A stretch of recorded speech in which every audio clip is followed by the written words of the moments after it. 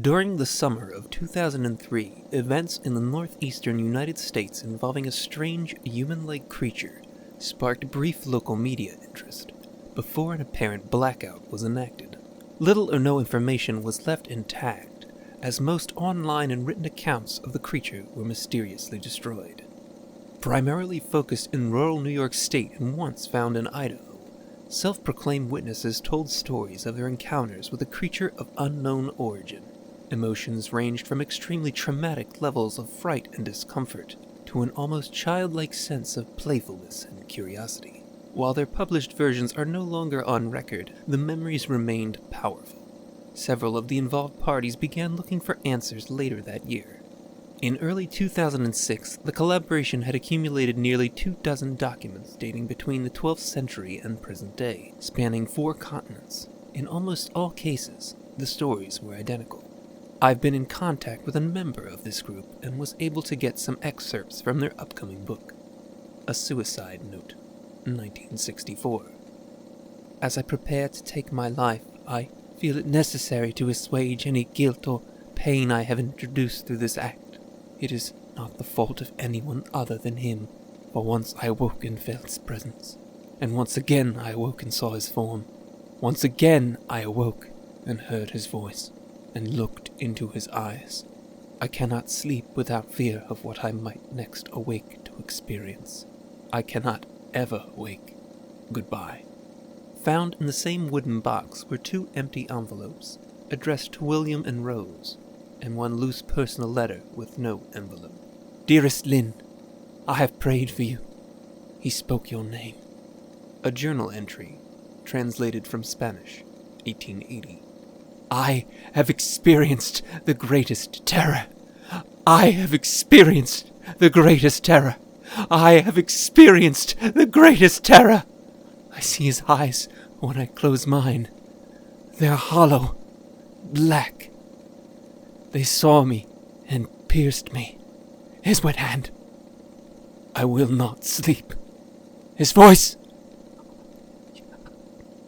A mariner's log, 1691. It came to me in my sleep. From the foot of my bed I felt a sensation.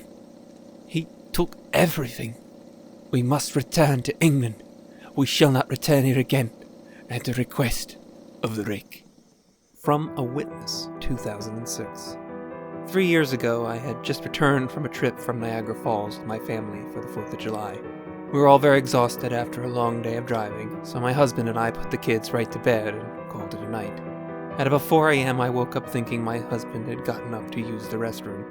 I used the moment to steal back the sheets, only to wake him in the process. I apologized and told him that I thought he'd gotten out of bed. When he turned to face me, he gasped and pulled his feet up from the end of the bed so quickly, his knee almost knocked me out of bed. He then grabbed me and said nothing. After adjusting to the dark for half a second, I was able to see what caused the strange reaction. At the foot of the bed, sitting and facing away from us, there was what appeared to be a naked man, or a large, hairless dog of some sort. Its body position was disturbing and unnatural, as if it had been hit by a car or something. For some reason, I was not instantly frightened by it, but more concerned as to its condition. At this point, I was somewhat under the assumption that we were supposed to help him.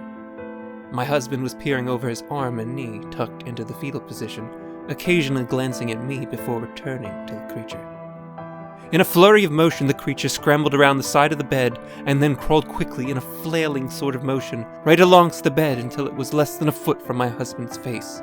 The creature was completely silent for about 30 seconds, or probably closer to 5. It just seemed like a while, just looking at my husband.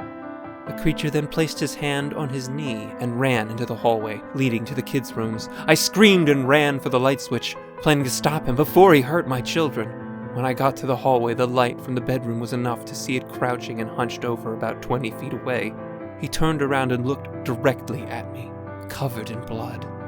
I flipped the switch on the wall and saw my daughter, Clara. The creature ran down the stairs while my husband and I rushed to help our daughter. She was very badly injured and spoke only once more in her short life. She said, "He is the Rake."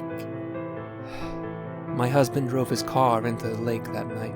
while rushing our daughter to the hospital. They did not survive.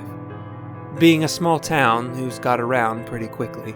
The police were helpful at first, and the local newspaper took a lot of interest as well. However, the story was never published, and the local television news never followed up either. For several months, my son Justin and I stayed in a hotel near my parents' house. After we decided to return home, I began looking for answers myself. I eventually found a man in the next town over who had a similar story. We got in contact and began talking about our experiences.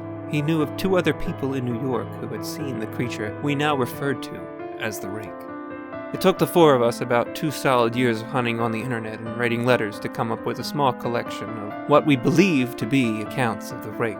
None of them gave any details, history, or follow-up. One journal had an entry involving the creature in its first 3 pages and was never mentioned again. A ship's log explained nothing of the encounter, saying only that they were told to leave by the Rake. That was the last entry in the log. There were, however, many instances where the creature's visit was one of a series of visits with the same person. Multiple people also mentioned being spoken to, my daughter included. This led us to wonder if the Rake had visited any of us before our last encounter. I set up a digital recorder near my bed and left it running all night, every night, for 2 weeks. I would tediously scan through the sounds of me rolling around in my bed each day when I woke up. By the end of the 2nd week, I was quite used to the occasional sound of sleep while blurring through the recording at 8 times the normal speed. This still took almost an hour every day. On the first day of the 3rd week, I thought I heard something different. What I found was a shrill voice. It was the Rake. I can't listen to it long enough to even begin to transcribe it. I haven't let anyone listen to it yet. All I know is that I've heard it before. And now I believe that it spoke when it was sitting in front of my husband. I don't remember hearing anything at the time, but for some reason, the voice on the recorder immediately brings me back to that moment. The thoughts that must have gone through my daughter's head make me very upset. I have not seen the Rake since he ruined my life, but I know that he has been in my room while I slept. I know and fear that one night I'll wake up to see him staring at me.